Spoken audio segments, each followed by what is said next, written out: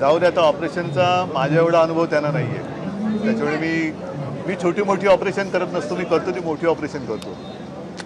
ठीक आहे, मला वाटतं काय विषय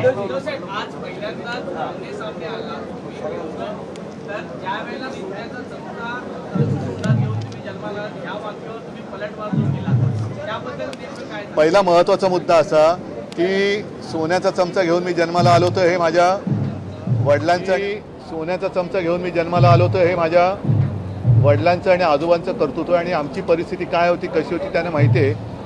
ज्यांनी त्यांना सोन्याच्या चमच्यातनं भरवलं त्या अन्नाशी प्रतारणा केली हे पाप जनता विसरू शकणार नाही. पण आज पहिल्यांदा तुम्ही विधान परिषदेमध्ये विरोधी पक्षात असताना भाषण केलं, त्यात सोन्याचा चमचा, रेस्टॉरंट, निष्ठा असे अनेक विषय निघाले.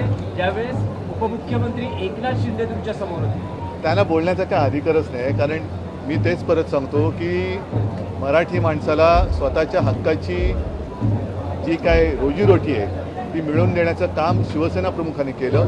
आणि हे आयत्या ताटावरती बसलेली लोक होती त्यांनी खाल्ल्या ताटामध्ये जे काय प्रतारणा केली, मी जास्त तो शब्द वापरत नाही, तो त्यांना लखलाभ हो, लोक त्यांना ओळखून अंबादासजी दानवे यांनी सभागृहात आज दोनदा मी पुन्हा येईल हे सभागृहात त्यांनी वाक्य अगदी देवेंद्र फडणवीस यांचं नाव घेऊन मीच त्यांना सांगितलं ना माझ्या भाषणात परत बोला तुम्ही म्हणा म्हणून.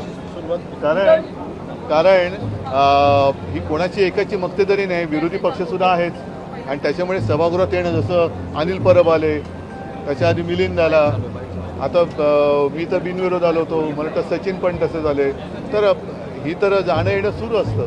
त्याच्यामुळे तसा काही वेगळा विषय नाही.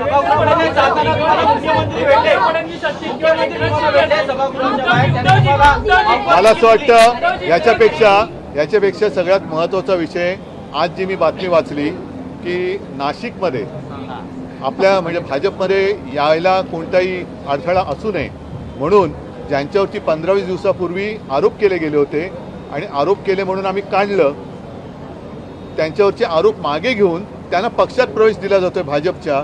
एवढी ही यांची नीतिमत्ता खालवले हे फार दुर्दैव आहे महाराष्ट्राचं. म्हणजे आता यांची राजकारणाची पातळी किती खालवले आणि कोणावरती काही आरोप करायचे, आयुष्यातनं उठवायचं, पूर्ण बदनाम करून टाकायचं. त्यांच्या पक्षात जातोय म्हटल्यानंतर आरोप मागे घ्यायचे आणि जणू काय गंगेत नाहून त्यांना घेतलं पक्षात, अशा पद्धतीने हे राजकारण चालले, फार वाईट आहे. म्हणजे उद्या जर का दाऊद ह्या भाजपामध्ये गेला तर भाजप दाऊदवरचे पण देशद्रोहाचे गुन्हे मागे घ्यायला कमी पाठीपुढे बघणार नाही. ह्याचं कारण आधी सलीम कुत्त्याबरोबर काय पार्टी केली म्हणून आरोप केले गेले, इक्बाल मिर्चीबरोबर व्यवहार केला गेला म्हणून आरोप केले गेले आणि त्यांनी मग ते पक्षात गेल्यानंतर ते आरोप मागे घेतले गेले. म्हणजे हे नवाब मलिक त्यांचं पण उदाहरण आहे. दाऊद बरोबर काय व्यवहार केला, काय केला, पण ते त्यांच्याबरोबर गेल्यानंतर हे धुतले गेले. भ्रष्टाचाराचे आरोप केले गेले, त्यांच्या पक्षात गेल्यानंतर हे धुतले गेले. म्हणजे यांना भ्रष्टाचार मुक्त महाराष्ट्र नाही करायचं आहे, तर भ्रष्टाचार आरोप मुक्त असा पक्ष करायचा आहे की जे आहे त्यांच्यावरती तुमचा आरोप आम्ही पुसून टाकतो, तुम्ही आमच्या पक्षात या.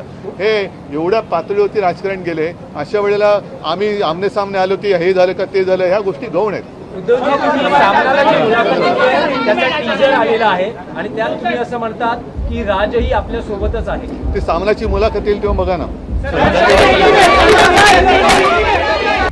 आता isakal.com आहे देशातील नंबर 1 ची मराठी न्यूज वेबसाईट. प्रत्येक अपडेटसाठी isakal.com ला नक्की भेट द्या.